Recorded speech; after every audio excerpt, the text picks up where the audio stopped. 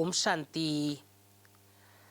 प्यारे भाइयों बहनों, हम सभी बहुत बहुत पद्मा पदम भाग्यवान हैं जो स्वयं भगवान ने हम सबको गॉडली स्टूडेंट बनाया, ईश्वरी विद्यार्थी बनाया और ऐसे विश्वविद्यालय से जुड़े हैं जहाँ रोज़ पढ़ाई होती है, कभी छुट्टी नहीं होती।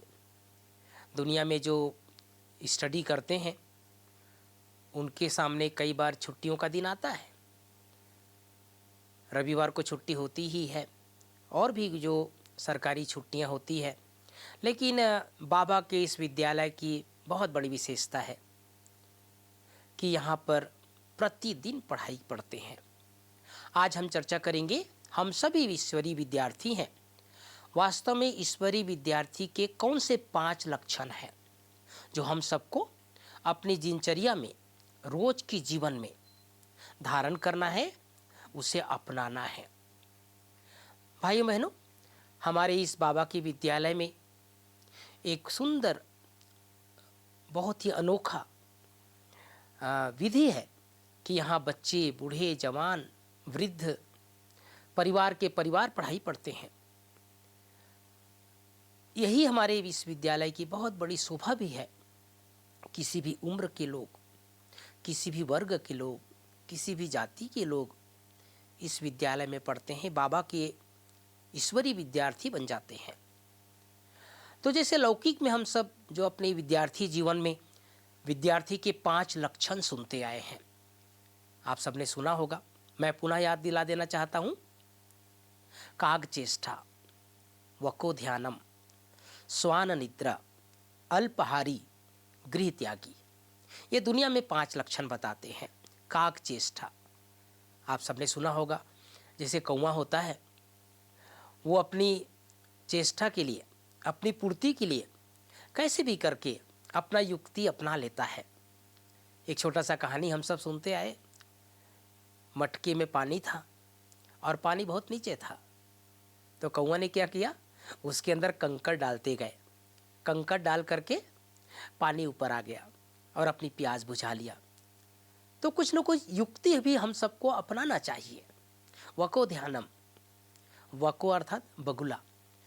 बगुला को आप सबने देखा होगा, पानी के किनारे, तालाब के किनारे इतनी एकाग्रता से बैठा रहता है, एक टांग में खड़ा रहता है और इंतजार करता रहता है कोई भी मछली उनके सामने आ जाए तो वो चोंच मार करके उड़ जाता है, मूर्ति के समान खड़ा रहता है। स्वान निद्रा, बाबा कई बार हम सबको कहते हैं तुम्हारी नींद भी बिल्कुल हल्का होना चाहिए। जैसे आप सबने कुत्ते को कभी खराटा मारते नहीं देखा होगा, अपने मालिक के प्रति इतना वफादार होता है कि थोड़ा भी अगर कहीं से आवाज़ होता है तो वो उठ करके, बैठ करके भूखने लग जाता है। उनकी नींद बहुत हल्की। तो वे ईश्वरी विद्यार्थी भी बहुत हल्की नींद वाले, बहुत ज़्यादा गहरी नींद, एकदम जैसे सुध बुध खो करके सोने वाले, ये हम सबके लक्षण तो नहीं है। इसी तरह से अल्पहारी, लौकिक दुनिया में सुनते आए जो अच्छे विद्यार्थी होते हैं उनके लक्षण बताए हैं कि वो भोजन उतना ही स्वीकार करेंगे जितनी ज़रूरत है। गृह त्यागी, जो हमारे विद्यार्थी जीवन होता है, वो कई बार अच्छे अच्छे जो विद्यार्थी हुए हैं वो लौकिक घर को त्याग कर देश विदेश में पढ़ने के लिए गए। तो उसका भावार्थ ये भी है कि हम अपने विद्यार्थी जीवन में कभी भी घर गृहस्थ से थोड़ा मुक्त होकर अपनी बुद्धि का विकास कर सकते हैं। तो ये तो लौकिक दुनिया के 5 लक्षण। हम सभी अलौकिक ईश्वरी विद्यार्थी हैं। हमारे भी कुछ 5 लक्षण जो हम सबके जीवन में होना चाहिए। उसमें पहला लक्षण, प्रतिदिन अमृत बेला योग। बाबा ने कहा है बच्चे, अमृत बेला प्रभु मिलन की बेला होती है। अमृत बेला अगर हमने उठ करके अपनी आत्मा को चार्ज कर लिया, कुछ अच्छे संकल्प कर लिए, तो उसका प्रभाव सारा दिन रहता है। अभी अभी कुछ दिन पहले हमने सुना था, ब्रह्मा बाबा 2 बजे उठ जाते थे, 2:30 बजे उठ जाते थे। छत में बैठकर बाबा निराधार होकर प्रभु मिलन करते थे। स्वयं शिव बाबा से रूह-रिहान करते थे। हम सबको भी जो ये अलौकिक ब्राह्मण जीवन है, ईश्वरी विद्यार्थी हैं, उनका पहला लक्षण कैसे भी करके 4 बजे तक उठ जाना चाहिए और उठते ही बाबा को गुड मॉर्निंग करें, बाबा से मीठी मीठी बातें करें। दूसरा ईश्वरी विद्यार्थी के लक्षण है प्रतिदिन पढ़ाई, रोज की मुरली। आजकल भाई बहनों के सामने एक बड़ी माया आती है और वो माया है टीवी के माध्यम से मुरली सुन लेना, मोबाइल के माध्यम से मुरली सुन लेना।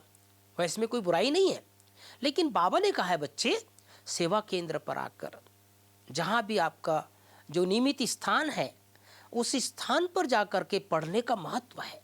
तो हम सबको 1 घंटा प्रतिदिन अपने आप को पढ़ाई में समय देना है। मुरली जरूर पढ़नी है, सुननी है सेवा केंद्र पर जाकर। इसी तरह से तीसरा लक्षण शुद्ध भोजन। बाबा ने कहा है जैसा अन्न वैसा मन। इसलिए कभी भी संग दोष में आकर, कहीं भी हम लोगों के बातों में आकर जरा भी हम अपने भोजन का अशुद्धिकरण ना होने दें। क्योंकि कई बार कहते हैं चलता है, बाहर का कुछ खा लेते हैं, चॉकलेट खा लेते हैं, आजकल बिस्कुट भी खा लेते हैं और भी कई चीज़ें जो मैं नहीं बता सकता, लोग स्वीकार कर लेते हैं। लेकिन वास्तव में हम जो कुछ भी अपने अंदर डालते हैं, अपने शरीर में डालते हैं, कुछ भी, तो उसका प्रभाव हमारे मानस पटल पर जरूर पड़ता है। इसलिए बाबा ने कहा है शुद्ध अन्न। और चौथा लक्षण हम सबके, और वह है श्रेष्ठ संकल्प। बाबा ने कहा है संकल्प से सृष्टि रचते ना शिव बाबा। हम सबको अपने नियमित जीवन में रोज प्रतिदिन अपने संकल्प की क्वालिटी को चेक करना है। किसी के लिए भी, अपने लिए भी किसी प्रकार का कोई अशुद्ध संकल्प तो नहीं चलता है। शुद्ध संकल्प भी बहुत बड़ा भोजन है। जैसे अपन शरीर के लिए शुद्ध अन्न स्वीकार करते हैं, ऐसे ही अपनी स्थिति के लिए, आत्मिक स्थिति बनाने के लिए आत्मा का जो भोजन है वो शुद्ध संकल्प है। तो शुद्ध संकल्प रोज अपने लिए, सारे दुनिया के लिए करते रहें। और 5वां, प्रतिदिन नुमा शाम को भी नियमित योग। दादी जानकी एक बार बताई थी कि शाम का जो योग है वो सेमी अमृत बेला है। हमने दादी को देखा ज्ञान सरोवर में, कुछ भी प्रोग्राम चलता रहे, कल्चर प्रोग्राम हो, कुछ वर्कशॉप हो, दादी कहती थी नुमा शाम के योग के समय कोई प्रोग्राम नहीं करना। तो दादी सदैव 6:30 से 7:30 बजे तक नुमा शाम की योग को बहुत महत्व देती थी, बड़ी दादी भी। तो हम सबको भी अपने इस ब्राह्मण जीवन में थोड़ा समय निकाल करके, भले आप घर गृहस्थ में हैं, परिवार में हैं, कारोबार में भी हैं, अगर आप शाम को बैठ कर के योग नहीं कर सकते तो अटेंशन रखें। उस समय हमें बाबा से शक्ति लेना है।